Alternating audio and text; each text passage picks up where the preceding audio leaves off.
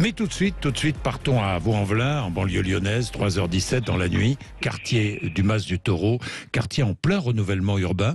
Un incendie ravage un immeuble de 7 étages, 170 pompiers immobilisés. Avec nous, le colonel des sapeurs-pompiers, Patrick Erdgen. Bonjour. Bonjour. Merci d'être avec nous. Le bilan, 10 morts, dont 5 enfants de 3 à 15 ans, 4 personnes en urgence absolue et 10 blessés légers. Vous confirmez ce bilan, colonel ? Oui, je ne suis pas sur place, mais c'est des informations dont on dispose maintenant, oui. Est-ce que vous avez des informations sur l'origine de cet incendie ? Non, alors je ne suis pas sur place, je n'ai pas d'informations sur l'origine de l'incendie. Ce que je peux dire, c'est que c'est le type d'incendie le plus redouté. C'est-à-dire qu'un incendie qui vient atteindre les niveaux inférieurs d'un bâtiment d'habitation élevé, avec un feu qui monte, naturellement, puisque le feu monte toujours vers le haut, eh bien c'est ce qu'on craint le plus, parce que la nuit, les gens dorment, les gens sont surpris dans leur sommeil, et pendant leur sommeil, ils n'ont pas le temps d'appeler aussi vite que ce serait nécessaire.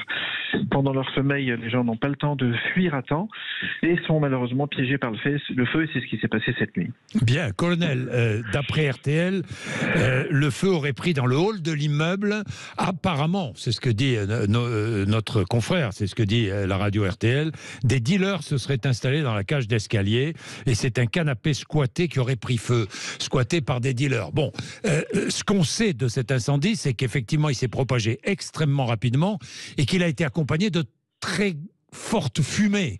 Et c'est finalement la fumée qui est encore plus dangereuse que la flamme, non ? Mais c'est exactement ça. Les victimes d'incendie sont le plus souvent victimes de la fumée, parce que les fumées sont très toxiques.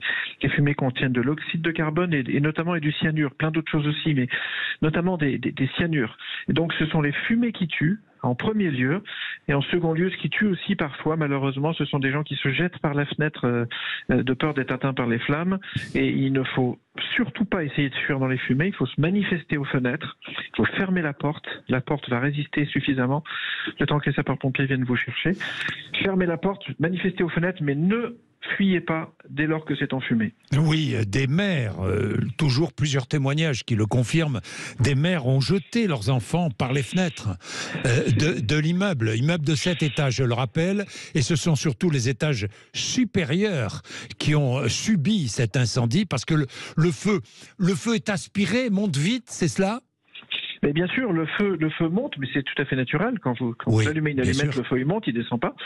Et effectivement, se jeter par la fenêtre ou jeter un de ses proches par la fenêtre, c'est une très très mauvaise idée. C'est parfois une réaction d'instinct, mais vraiment, c'est quelque chose qu'il faut pas faire. Oui, c'est quelque chose qu'il faut pas faire. Si vous vous retrouvez dans cette situation, dans un immeuble en feu, il faut fermer les portes. Et puis, s'il y a des fumées, mais comment faire, colonel, comment faire ? Ne venez pas sur le palier dès lors qu'il est enfumé. Donc, laissez la porte de votre appartement fermée. Laissez-la fermée, vous pouvez masquer avec du tissu un petit peu les interstices. La porte, elle va tenir longtemps, elle va tenir au moins une demi-heure le feu.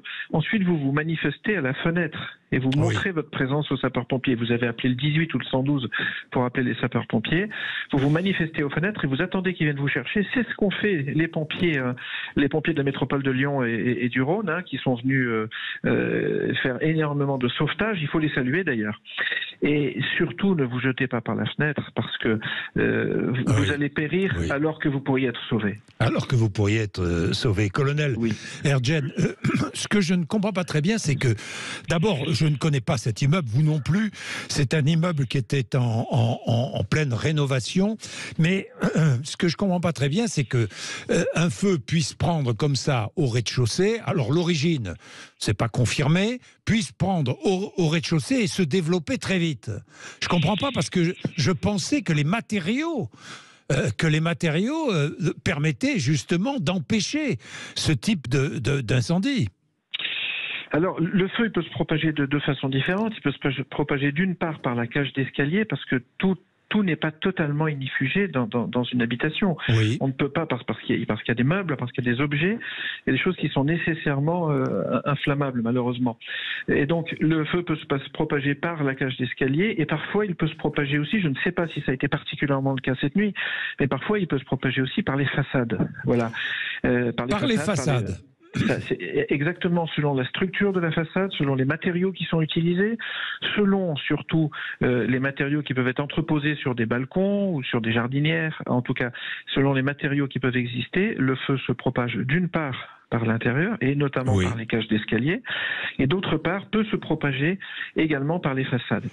Arrive-t-on aujourd'hui à construire des immeubles qui sont invulnérables à l'incendie ?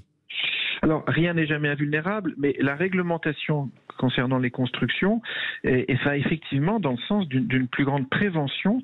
D'ailleurs, c'est une activité des sapeurs-pompiers, c'est la prévention, c'est de conseiller et de s'assurer que les immeubles, et notamment les immeubles qui reçoivent du public, mais là il s'agit en l'occurrence d'immeubles d'habitation, la réglementation nous conduit à construire des bâtiments plus sûrs. Simplement, on ne refait pas tous les bâtiments qui existent en France, vous imaginez bien. Donc on applique la réglementation à fur et à mesure qu'on construit des habitations ou éventuellement qu'on les rénove. Voilà.